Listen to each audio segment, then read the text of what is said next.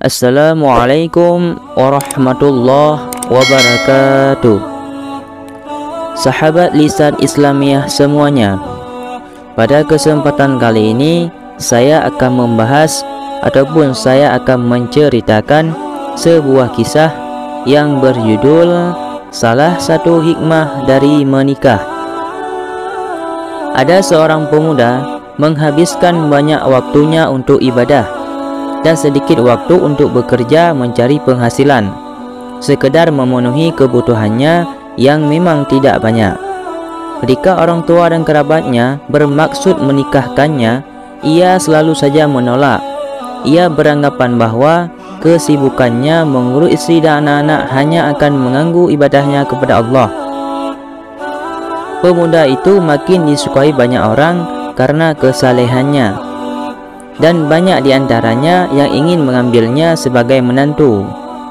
Di zaman itu, ukuran keutamaan seseorang di masyarakat adalah akhlak dan kesalehannya, tidak seperti sekarang yang lebih mengacu pada harta dan profesinya.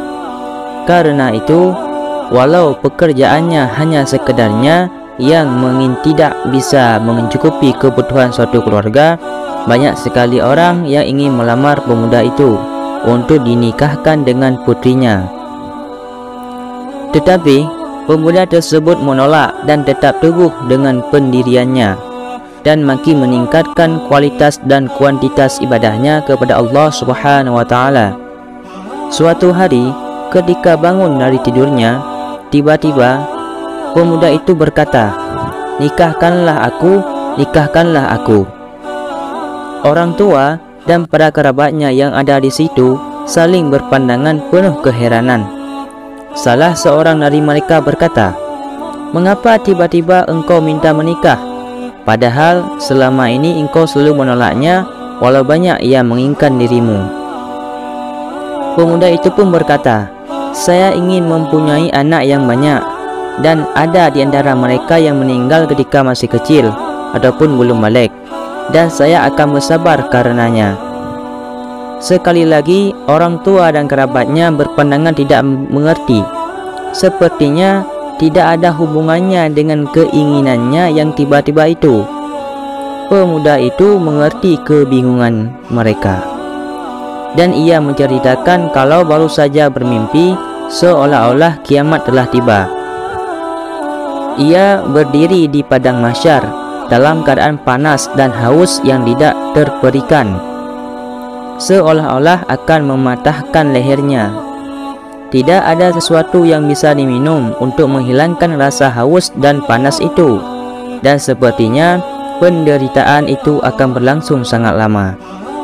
Dalam keadaan seperti itu, tiba-tiba ia melihat anak-anak yang berjalan dan bergerak di antara begitu banyak orang dengan membawa gelas-gelas perak yang ditutupi dengan sapu tangan dari cahaya.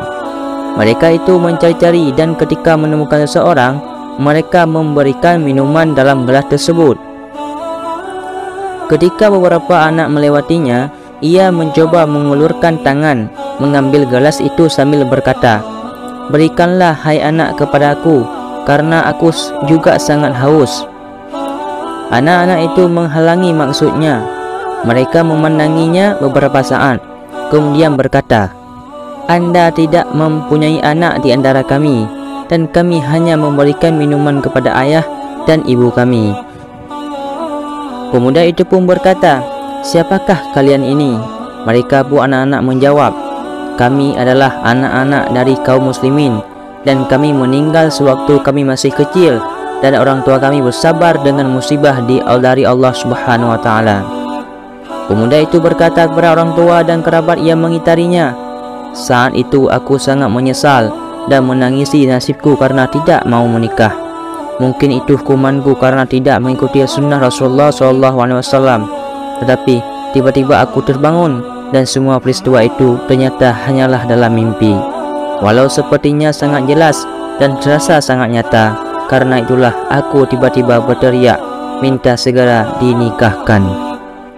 Terima kasih, mudah-mudahan yang saya sampaikan menjadi bermanfaat bagi kalian semua. Saya akhiri, wallahu a'lam bishawab, wa ilal marja' wa ilal ma'ab. Assalamualaikum warahmatullahi wabarakatuh.